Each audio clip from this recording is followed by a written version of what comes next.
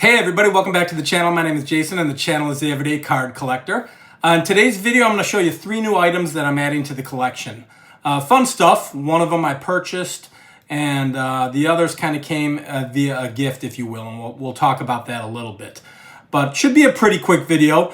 Going to go through these 3 items, show what I got, and just have fun talking about them. Hopefully in the next couple days, going to be shooting another video on some things that I already have in the collection and a theme behind them. And then, maybe in the near future, getting back on the horse here and shooting some of the hobby spotlights and things of that nature. Another Mount Rushmore possibly with my buddy Aaron. Just kind of been really hectic right now, so I'm getting caught up again as usual. Take a couple days off or 5 or 6 days from making a video and you feel like you're behind the times. So getting caught up, but I thought this would be a fun, quick video to show the 3 items that I have and we can discuss them a little bit and have a good time talking about them. So we'll get the camera turned around and we'll take a peek at what we got. So let's get into it.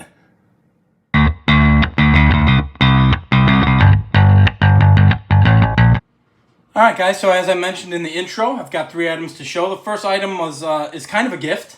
I'm really excited about it. You may have seen these on other channels.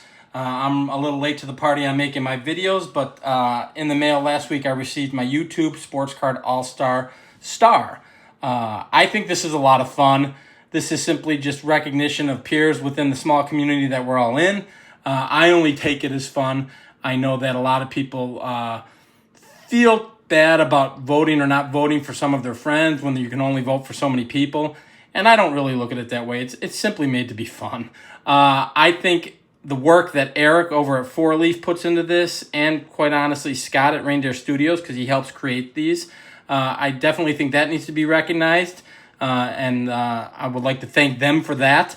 I was Rookie of the Year last year, and this is my first year on the All-Star team, so I'm pretty excited about that. It's all meant to be fun, though. Again, nothing braggadocious here by showing this. I just wanted to give Eric and Scott the recognition they deserve for putting this all together, because I think it's a fun thing to do. So yeah, I was pretty excited to get it. This will be in my office on my desk next to the other one that I received last year, so I was pretty excited about that. I'd also like to thank everybody who voted for me. Guys, if you voted for me, I truly appreciate it. I did participate and voted as well. If I didn't vote for you, that doesn't mean I like you any less than the guys I did vote for. We're a small community. We're all buddies, and this is just simply meant to be fun. So, again, I'm extremely thankful for this. So, thank you, Scott. Thank you, Eric. And thank you all who voted for me.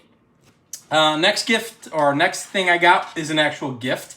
This is from a fellow collector who lives in my neighborhood. And he's a young collector. He does play baseball. And when I found that out, I gifted him some cards. And he's returned a gift to me. I was in my neighborhood and his dad stopped me and said, "Ivan's got a gift for you." The young collector's name is Ivan. And he handed me something pretty cool. And they were at a particular event, and Ivan said to his dad, "I think Mr. Jason would like something like this." And he handed me this. So it's a Steve Trout signed photograph. So how cool is that? They were at a Cubs event and got an extra autograph for me, according to his dad. So that was very cool for them to think of me. So Ivan, thank you, my buddy. I really do appreciate that. For those who don't know, Steve Trout was a left-handed pitcher, prominently played for the Cubs and the White Sox. Had a decent career, had 88 wins when I looked it up, just over 4 ERA. But, if you can get 80, 88 or 90 wins in Major League Baseball, that's an accomplishment. I think that's a big deal. So I was thrilled to have this. This will go into my autograph binder, which I'm in the process of organizing. Maybe I'll do a video on that at some point in time, the autographs that I have on 8x10s and other items like this. So, but again, this was a gift from a fellow collector, young collector Ivan, in my neighborhood. So thanks, buddy. I appreciate it. And then lastly is a pickup I made, came in the mail about a week ago. Haven't done a video in a couple days, so 5 or 6 days. But this is one that I'm super excited about. And it's my 1934 Butterfingers of Hall of Famer Joe Cronin. So I've talked about these several times. I've shown the other 2 that I have, which is the Jim Bottomley and the Lefty Gomez. I think this is a fantastic set. For those who follow the channel closely, I've been really high on the Gowdy Wide Pens, the 29 Cashin set, and the 34 Butterfinger set, as well as the Wheaties sets, or Wheaties panels from 35 to 40, if you will. Those are kind of the 4 sets I've been honed in on lately. So super excited to add this one to the collection. Got this on eBay. It's a very clean copy. For those who don't know, they're blank backs. And what you can see on this back is a little tape staining. Looks like a little tape. There was tape in the corners, and then there's a little stain in the middle there. So minor back damage for the win, if you will. But these are larger, and these are like newspaper thin, guys. So it's not uncommon to see these with small tears or even larger tears in them, especially around the edges. And this one's pretty darn clean. Again, I got it online on eBay, and I think it was under, I think it was like $50 if I'm not mistaken. So I jumped at this. That's a bargain in my world. So for those who don't know, Joe Cronin is a Hall of Fame shortstop, prominently known for playing for the Senators and then later on with the Boston Red Sox. He was pretty prominent in baseball for a while. After done playing, he was a manager. Then I think he was a GM for the Boston Red Sox, and then at one point in time, I think he was the American League president. So he spent his life and his career involved in Major League Baseball, which I think is awesome.